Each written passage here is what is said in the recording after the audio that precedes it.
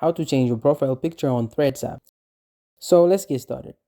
First of all, open up the Threads application on your device, and once you open it up, make sure that you are logged into your account using your Instagram.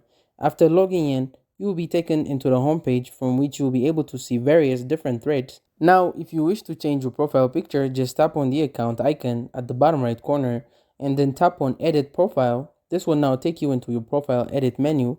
Now, alongside your name, just tap on your current profile picture and you may now import from your Instagram, or you may upload a new one from your device. Just tap on whichever option is suitable for you, and now you can upload a photo from your gallery right away or choose one from your Instagram.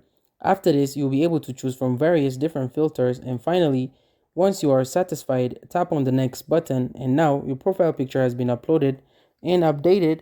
By the way, tap on the done button at the top right corner in order to save your change, and there you have it.